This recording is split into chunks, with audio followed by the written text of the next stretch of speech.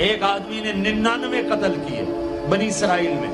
پھر ایک عبادت گزار سے پوچھا 99 قتل ہو چکے ہیں، توبہ ہوگی؟ کہا نہیں ہوگی. انہوں نے کہا اسے بھی قتل کر دیا. 100. پھر ایک عالم سے پوچھا 100 قتل کیے ہیں، توبہ ہوگی؟ کہا بیٹا کیوں نہیں ہوگی، لیکن ایک شرط ہے، توبہ پکی ہو. یہ شہر گندا ہے، یہ چھوڑ دے. وہ شہر نیک لوگوں کا ہے، وہاں جا کے آباد ہو جا.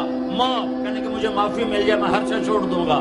اپنا بوریا بستر اٹھایا اور چل پڑا. راستے میں موت آئی. جب موت نے جھٹکا دیا تو اس نے چھلانگ لگائی آگے کی طرف، تو وہ یوں گرا، اس کے ہاتھ یوں اور پاؤں یوں گرا. تو اللہ تعالیٰ نے یہ قصہ ہم تک پہنچانے کے لیے دونوں فرشتوں کو چھٹی دے دی. جنت کا فرشتہ بھی آ گیا، دوزخ کا بھی آ گیا. دوزخ کا فرشتہ کہنے لگا ہمارا مجرم ہم لے جائیں گے.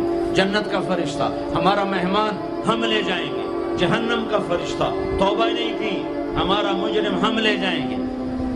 جنت کا فرشتہ ہمارا مہمان توبہ کر چکا ہے، گھر سے نکل پڑا ہے، ہم لے جائیں گے. جہنم کا فرشتہ ابھی اس بستی میں پہنچا نہیں ہے، ہمارا مجرم ہے. جنت کا فرشتہ پہنچنا ضروری نہیں ہے، نیت ضروری ہے. تو اللہ نے تیسرا فرشتہ بھیجا، جاؤ بھائی ان میں فیصلہ کرو. کیا فیصلہ کرو؟ یہ اس کی میت پڑی ہوئی ہے، یہ نیک لوگوں کی بستی ہے، یہ اس کی اپنی بستی ہے.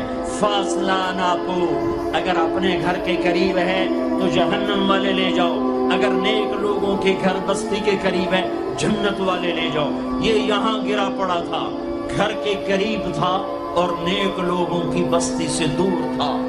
جب ناپنے لگے تو اللہ نے ادھر کی زمین کو کہا سکڑ جا، اور گھر کی طرف کی زمین کو کہا پھیل جا. جب پیمائش ہوئی تو اپنے گاؤں سے دور اور نیک لوگوں کے گاؤں کے قریب ہو گیا. تو اللہ نے فرمایا چلو ہمارا مہمان ہے جنت. توبہ سے نہ گھبراؤ، میرا رب کہتا ہے پوری دھرتی گناہوں سے بھر دے اور آسمان تک گناہوں کو لے جا. ایک دفعہ کہہ دے یا اللہ میری توبہ تو سارے معاف کر دو.